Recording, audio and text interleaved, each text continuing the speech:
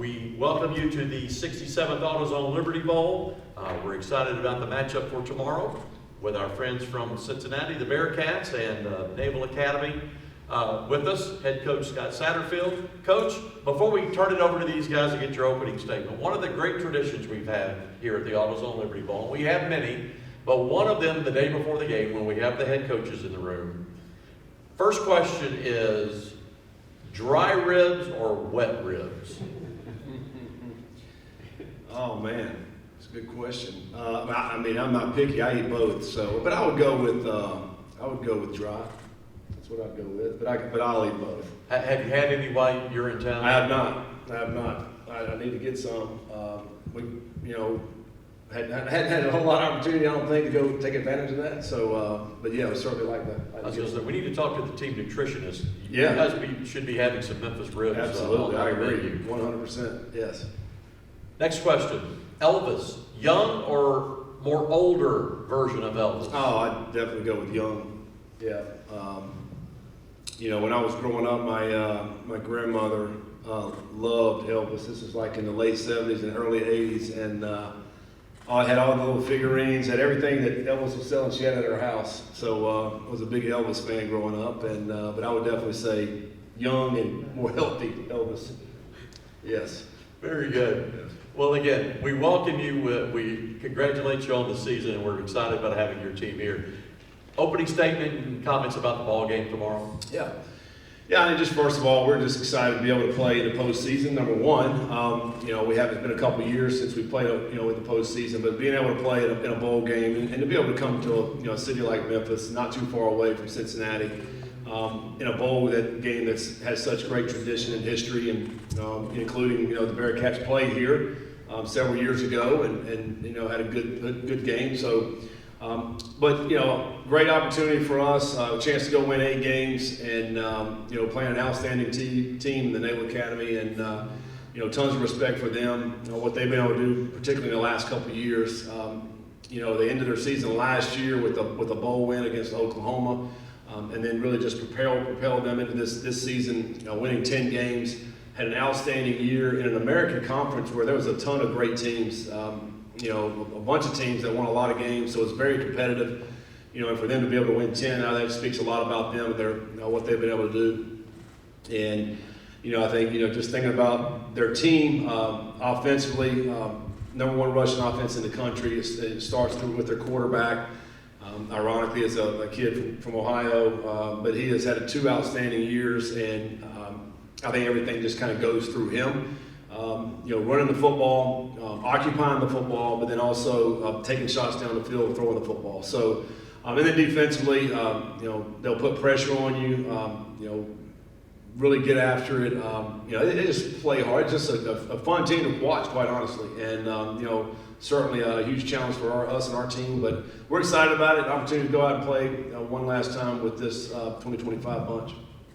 With that, we'll open up for questions. All right, Scott Springer, Cincinnati Enquirer. And how much more familiar are you with the wing tee of Navy now after looking at it for about 3 weeks here? Yeah, I mean, obviously watched them a little bit throughout the season whenever they were on TV. Watched the Army-Navy game, obviously, once we had found out we were playing them. It's a great offense. Number one, they do put a lot of pressure on defenses because they're not just a conventional under center wing tee type offense. They're going to shift up into the shotgun and do a lot of different things in the shotgun. They're going to spread you out and you utilize formations into the boundary. They're going to utilize motions. They're just trying to get you out of alignment defensively.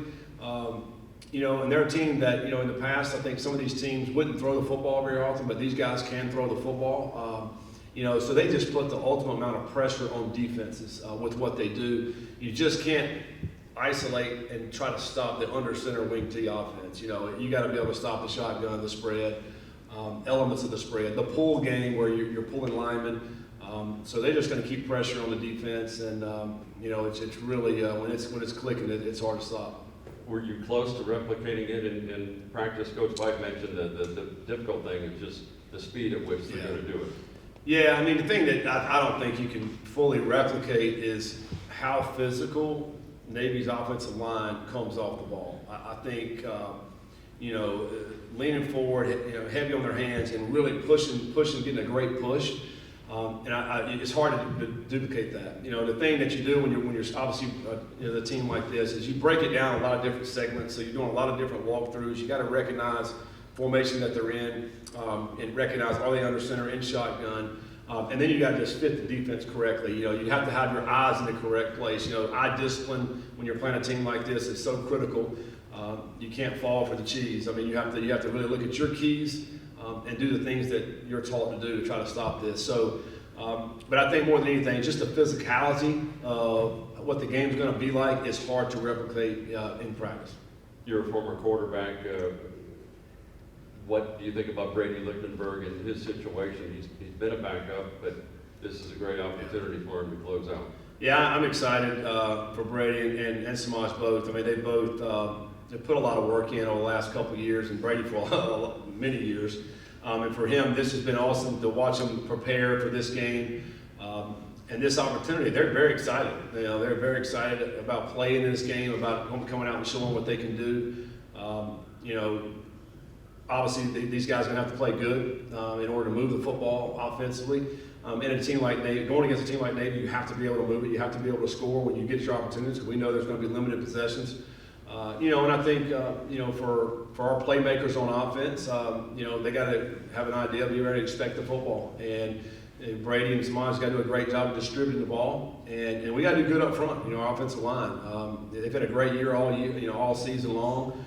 So our O-line needs to play well, and then we need to, like I said, we need to finish these drives with points anytime you're playing a team like the Naval Academy. Is it predetermined when Samaj will come in? We'll see. I think, Brady will start the game. Samaj will play. I think we're certainly going to get him in the game. So they'll both play, but we'll see how it goes. I think, the plan as we sit here today, Brady's going into the first series, and then we'll see how that series goes. And again, you're looking at possessions and how this game's going to work out. But I would say, Samaj will play early in the game. Coach, with the collective announcement of Taryn Tayo, Joe Cotton, All-American Evan Tangenstall returning for next year, how does that help you guys into the prospective portal process as well as players in the program and trusting the process? Yeah, I think, it speaks volumes about some of those guys you just mentioned that are coming back and playing, and excited about those guys. I feel like they're the strength of our team, and they really have been all season long. Those guys up front, I think one of the top offensive lines in the country. We're sitting here as, I think number one in the country in sacks given up. That gets a lot of that with the guys up front. What we've done offensively, yards per play, rushes per play is one of the best in the country. And it all starts up front. And now to be able to say, hey, we got these guys coming back is awesome for the future. It also speaks volumes for us, to help whatever players we're going to get in the portal to add. Quarterback's one that we'll be going after. Because every quarterback wants to have somebody good up front. And I think, we're saying we got one of the best offensive lines coming back in the country, so you're going to be able to be protected. And you're going to be able to have an opportunity to make your plays. And so, it speaks volumes of where we're at. You had pro prospects elect not to play. Joe Royer is playing. What does it say about Joe and his dedication to the team? I appreciate the guys that are playing for sure. Joe's a hometown guy from Cincinnati, kind of grew up right there, and so I think for him, he's not just playing for himself. He's playing for his family. He's playing for the city of Cincinnati and the guys in the locker room. So. I understand some of the other guys, like Corleone and Goldays and guys like that have been battling some injuries. I feel like if they were 100% healthy, then they'd probably play as well. But obviously, you get to this point in the season and they have some of these all-star games coming up, and if you're dinged up a little bit and you come out here and you get dinged up, now you're jeopardizing their future for the NFL. I understand that, and guys like that, like Golday's, Golday's not missed anything. He's been at every practice. He's been right out there. He's helping coach. So he's as fully involved as he can possibly be, and I appreciate that from him as well. But excited about Joe playing, and hopefully he can go out and have, for his last game as a Bearcat, have a great game. Cyrus Allen, he's one touchdown to tie the school record for touchdown receptions.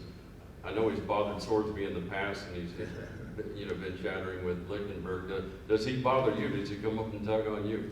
He doesn't. I think he knows as coaches we're going to try to get him the ball. I mean, he's a good player, you know. So we've always tried to get the balls to the playmakers. I think that's one of the reasons why he's had the kind of year he's had. He's made the most of it.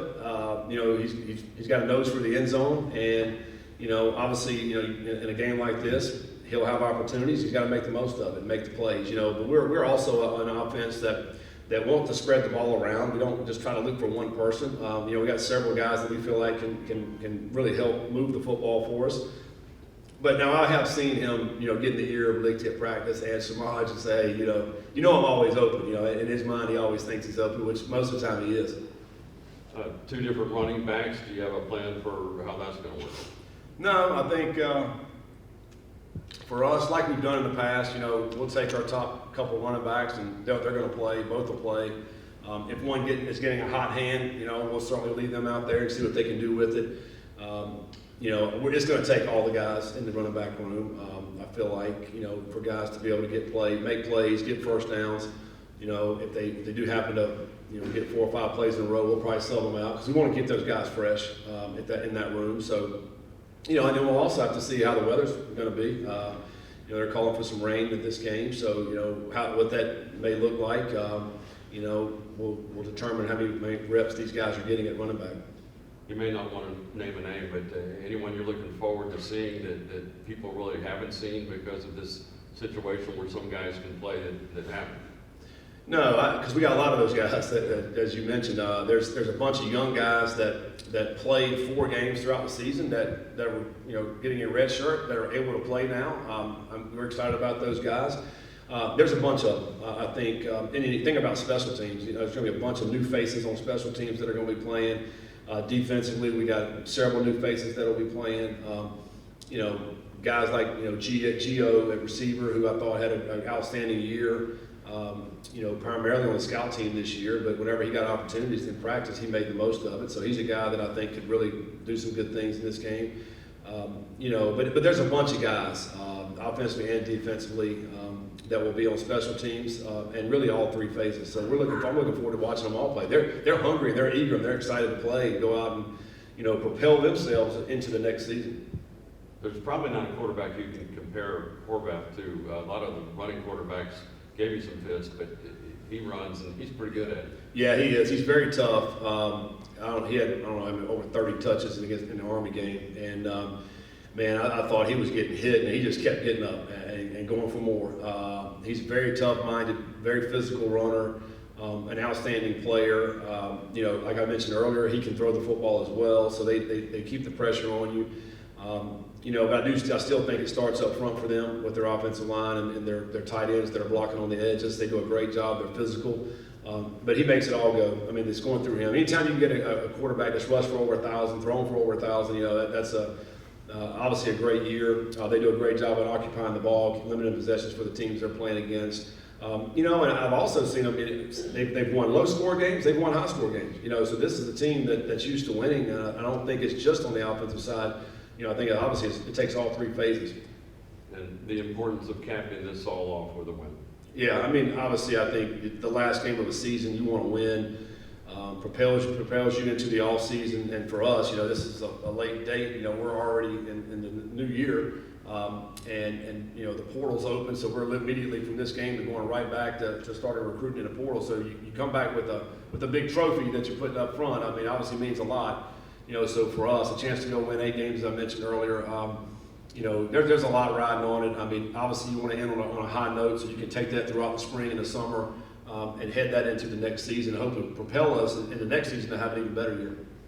All right, I get my one Elvis question, because Coach Fike said he went with Burning Love. Coach Glenn ran off a couple songs, but any Elvis favorite of yours? Oh man, there's a bunch. Hound Dog. I like his Christmas music during the Christmas. We just come off the Christmas time, so Blue Christmas. There's a lot of good songs. Are You Lonesome Tonight? I went to Nashville this past summer. I went to Sun Records where he recorded that, and that was a very cool story that they told. It got late in the recording session that night, and we're sitting in that room, and they said it was about 2 a.m. And they turned off all the lights. He wanted all the lights off, and started singing that song And they did that for us while we're sitting in there, and I was like, man, this is awesome. And at the end of the song, he walks off and he hits the mic. And so on the recording, you can actually hear the mic make that sound at the end of that recording on Are You Lonesome Tonight. So it's a really cool story, but I would say that's one of my favorites as well. Anything else? Anybody else in the room with a question for Coach? Scott, if you will, Yeah. talk about the bowl experience Yeah. that you and your team have had here in Memphis this week. Yeah.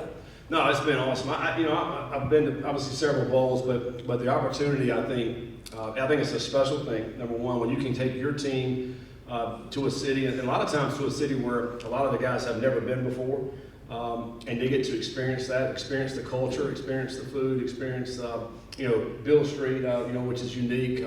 Great music that is down the street. Our guys at St. Jude, we'll be able to go there and visit, some of the kids, which is a great experience, I think, for our guys. But more than anything, I think for as a coach and a player, it's the camaraderie. I just love the camaraderie that we're able to hang out, fellowship with each other. Obviously, you're practicing your meeting, but to me, it's like the mealtime. You're just with the guys, so many more opportunities to hang with those guys and their families too. See, a lot of people may not know, but like bowl games, like we're coaching staffs bring their whole families, and a lot of the fans that come in as well, their families and our players' families. So it's just I think just the connection that you're able to have to culminate a season, I think is something that's very special. I know it's always this big bowl talk, what are we doing with these bowls and all that. But I think for players and staff members, they're all great experiences. The chance just to hang and be with each other and to culminate a great season in an awesome place like Memphis is something very special. And just to follow up that a little bit, because there's obviously so much talk about the playoffs, and we get it. Yeah. You want to play for the national championship, be a part of that. The bowls industry, our ecosystem is taking its lumps. Talk about that piece, though, if you will. As a leader within the Big 12, and we're very proud of our association with the Big 12, talk about that piece of it and the continued importance of the bowls within the postseason ecosystem of college football. Yeah, I just think number one, there's a lot of changes happening in college football, as we all know, in this sport. And I go back to 2020, the COVID year just shocked everybody, and we had a lot of things that happened in that year. But the portal was one of them, and the basically pay for play was the other one. And so now we're still feeling the effects of that. And part of that, I think, has affected postseason. I think, also with the playoff system that we do have now, which is great. I think the playoff system's awesome. And I'd be a proponent of the playoff system happening sooner. I don't like the fact that the playoff system is, some of these teams are waiting 30 days to play a game. And I think now this second year we're 0-5 with these teams that have had to wait that long to play. Let's get right into it in the postseason. Because I just believe like December is an opportunity and a chance at the end of the season to play bowl games. And we have a playoff system in December, but then you have other teams that have had outstanding years. Everybody doesn't get to go to playoffs. But there's other teams that have had great years that should be able to go play in bowl games and have that experience at the end of the season. And it's a great opportunity not only to culminate a good season, but also for young guys to play and to propel you into the next season. But I think personally, and I know this was January 2nd, but I think they should all be in December. I think they should all end with the national championship right around the 1st of January. And because we wait the whole month of December before we're playing any of these games. Well, like all these guys, we can play them a lot sooner and still have great experiences. And now the portal opens up the 2nd, so now we can move on to the next season. We're playing these bowl games, in January. These playoffs are going late January. It's just not the calendar doesn't fit, in my opinion. And obviously we need to have a lot of change that happens in that. But the bowl games themselves are awesome for the teams. They're awesome for the fans to be able to go experience it. And obviously I think for TV, people love to watch college football. And so all these bowl games now, some will say attendance is down at some of them. That's fine. Everybody's watching them. Everybody's going to watch these games. And so they're awesome to play, so we got to keep playing them. To me, we just got to tweak it a little bit. We got to continue to work on it and get the calendar right. And I think, because college football is as popular as it's ever been. And I think we can continue to make it better. We get one Yeah. more quick. January 2nd, tomorrow, you've got to play a game. The portal opens. How difficult it is to focus on the game. Yeah. When Twitter or X is blowing up with every kid. Some of these kids weren't even out of the shower last night. They're in the portal. I mean, it's a crazy time. It's a crazy time. It really is. And that's kind of what I'm talking about with the way the calendar is shaping out. And again, I think we should change the portal date. To me, it should be at the end of this spring semester. It should be, more March or April. That way, it doesn't interfere with anything in the bowl games. Like, we don't need to mess with the bowl games. Push the portal back into March and April so all us coaches and players can have a full experience, and then we can worry about where we're going to the next season. Are we going to stay with our team or not? Like, just for us, example for us, we're, the last 3 weeks, we've been meeting with all our players and figuring out who's staying, who's going, what's your negotiations looking like, and all those type things, as well as gathering names for portal. And then now the portal's opened up, January 2nd, and, as soon as our game's over, we're flying back and we'll have, 10 or 12 guys on our campus on the 3rd. So we are concentrating on the game, don't get me wrong. We have an army of recruiters in our staff that they will not be at the game. They will be back in Cincinnati, and they're getting prepared to bring recruits in. But this is the reality of the calendar of where we're at right now. That's why it needs to be tweaked. It needs to be changed. We need to have some parameters with what's happening right now, because what's going on right now in college football is not sustainable. It is 100% not sustainable. When you ask any coach in the country, and they're going to tell you the same thing. I keep hearing it over and over and over. Now, and basketball coaches are doing the same thing as well, what's going on there. So we need somebody to step up with leadership when it comes to that, and really try to get a hold of it. So, because we got a great thing going, man. The college football is awesome. It's hard to beat it. And so let's continue to make it better and just get some great leadership within the sport.